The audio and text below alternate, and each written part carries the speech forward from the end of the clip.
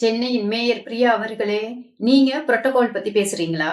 இல்ல பல்லவி அவர்கள் எம்எல்ஏ அவர்கள நீங்க செஞ்சுட்டதா யோசிக்கிறீங்களோ? இல்ல அவங்க தான் உங்கள செஞ்சுட்டு போயிட்டாங்க. மதியாதார் தலைவாசல் மிதியாதேன்னு சொல்லுவாங்கல்ல, அப்படி உங்கள செஞ்சுட்டு போயிட்டாங்க.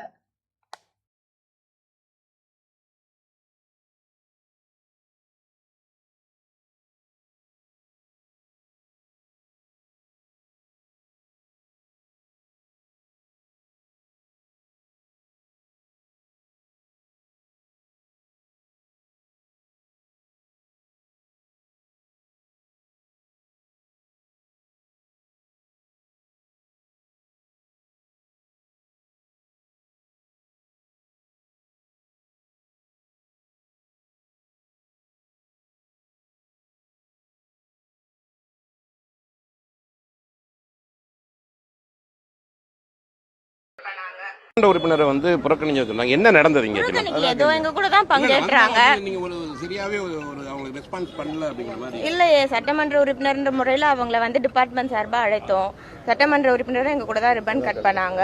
குத்து விளக்கு ஏற்றும் போது புரோட்டோகால் படி ஐஏஎஸ் ஏற்றணும், அதுக்கப்புறம் சட்டமன்ற உறுப்பினர் ஏற்றணும். அந்த புரோட்டோகால் அவங்களுக்கு தெரியல, அதுக்குள்ள அவங்க ரியாக்ட் பண்றாங்க. நீங்களும் வந்து இது ஒரு பள்ளி இருக்கக்கூடிய இடம் இருந்தா கூட ஒரு அமைச்சர் இருக்காங்கன்னா அமைச்சருக்கு அப்புறம் தான் நான் என்னோட புரோட்டோகால் வந்து ஃபாலோ பண்ண முடியும் மேயரா. அப்ப நான் இருக்கும்போது ஐஏஎஸ்க்கு அப்புறம் தான் ஒரு எம்எல்ஏ புரோட்டோகால் ஃபாலோ பண்ணோம். அவ்வளவுதான் நடந்தது. ஒரு சட்டமன்ற உறுப்பினரோட ஐஏஎஸ் அதிகாரியா? இல்ல இல்ல நீங்க புரோட்டோகால் சொல்லுங்க தெரியல, அதுவும் சொல்லுங்க. பதில் இல்ல.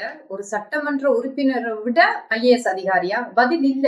அதிகார திமிரு இல்ல, அதோட தோத்துட்டமே என்ற அந்த ஒரு வெறி. இதுவே இந்த இடத்துல சேகர் பாபு அவர்கள் இருந்திருந்தா அங்கிள் அப்படின்னு சொல்லி கொடுத்திருப்பீங்கல்லம்மா. மதிப்புக்குரிய பிரியா அவர்களே, நீங்க புரோட்டோகால் பத்தி பேசுறீங்களே, முதலமைச்சராகி எவ்வளவு நாட்கள் ஆகிறது? தமிழக முதலமைச்சர் விஜயன் அவர்களை போய் சந்திச்சீங்களா? சட்டம் பேசுறீங்க நீங்க. சட்டம் சீக்கிரமே உங்க சட்டையை நான் கட்டிட்டு தெருவுல தான் விடணும். ஆக்சுவலா ஒரு பெண்ணை அவமதிக்கிறீங்க, ஒரு எம்எல்ஏ அவமதிக்கிறீங்க. இது எவ்வளவு கேவலமான ஒரு சொசைட்டிக்குள்ள நீங்க எல்லாம் இருக்கிறீங்க. என்ன மாதிரியான ஒரு ஆட்சி இருக்குது? உங்களுடைய ஆட்சி தன்மை எப்படி இருக்குன்னா அதிகார தன்மையில் இருக்கு.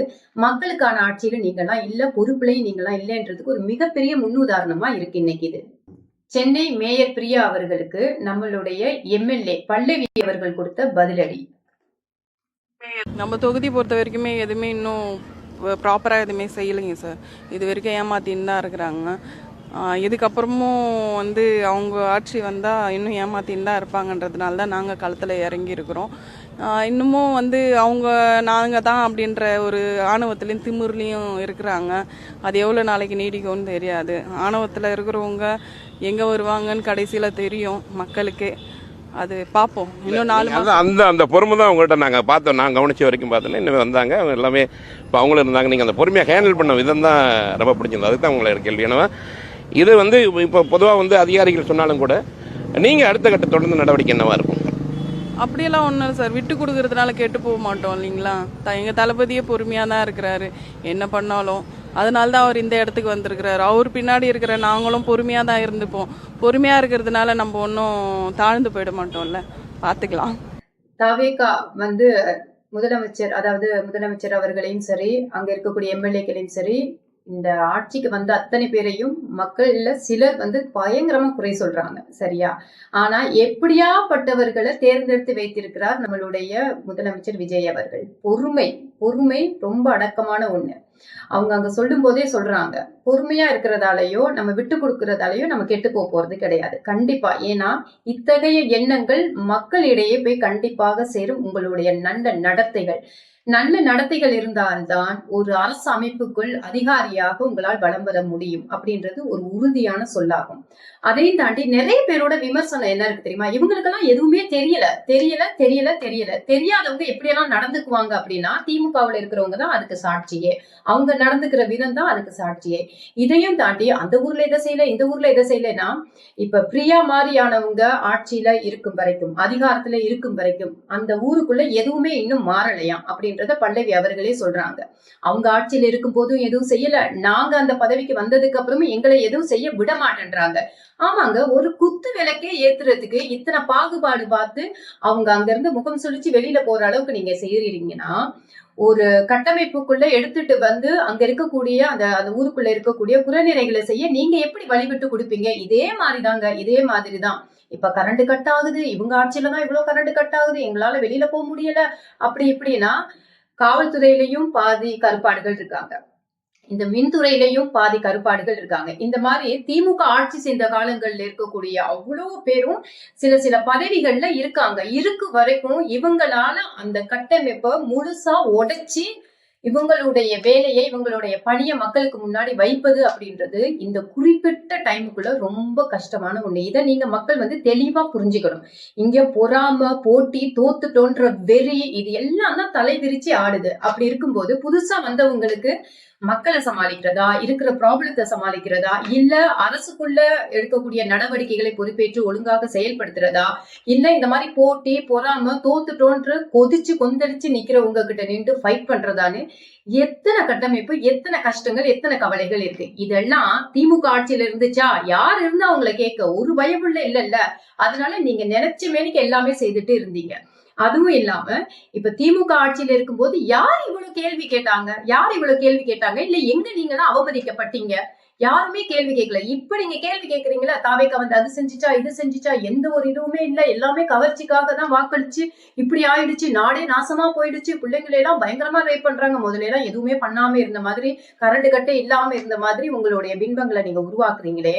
இத்தனை கேள்வியும் தாவேக்காயிடம் கேட்கிற நீங்க 50-70 ஆண்டு வருஷங்கள் வந்து ஆண்ட கட்சிக்கிட்ட கேட்டிருந்தா இன்னைக்கு உங்க நாடு எவ்வளவு பிரசித்தி பெற்ற ஒரு நாடாக இருந்திருக்கும், பெண் பிள்ளைகளுக்கு எவ்வளவு பாதுகாப்பான ஒரு நாடாக இருந்திருக்கும். அப்பெல்லாம் எங்க போனீங்க? அப்பெல்லாம் எங்க போனீங்க? எல்லாம் போதையில இருந்திருக்கிறீங்க. நிஜமாவே தமிழ்நாட்டு மக்கள் போதையில தான் இருந்திருக்கிறார்கள். இந்த ஏடிஎம்கே, டிஎம்கே இந்த 2 போதையிலையும் இருந்தபடியாதான் ஒரு கட்சி புதிதாக வந்த பிறகு அந்த கட்சியில் இருக்கும் நபர்களை உங்களால் ஏற்றுக்கொள்ள முடியவில்லை. நிறைய பேர் இன்னுமே மாண்புமிகு முதலமைச்சர் அப்படின்னு விஜய் அவர்களை அழைப்பதற்கே தவிர்க்கிறார்கள். ஏனென்றால் அவர்களது மனநிலை இடம் கொடுக்கவில்லை அப்படின்றதுக்கு இன்னைக்கு இவங்களுக்கு பல்லவிக்கு நடந்த ஒரு சம்பவமே நமக்கு வெட்ட வெளிச்சமா காட்டுது. மக்களே சப்போர்ட் பண்ணுங்க. தாவேக்காவை சார்ந்த எம்எல்ஏக்களுக்கும் அதே மாதிரி நம்மளுடைய விஜய் அவர்களுக்கும் தொடர்ந்து சப்போர்ட் பண்ணுங்க. நல்லதொரு காலம் பிறக்க வேண்டும் தமிழ்நாட்டில். இந்த மாதிரி ஈகோலாம் இருக்கவே கூடாது. இப்ப பாத்தீங்கன்னா நம்மளுடைய திருச்செந்தூர்ல இருக்கக்கூடிய இந்த கோயிலை பத்தி எல்லாருமே பேச ஆரம்பிச்சிட்டாங்க.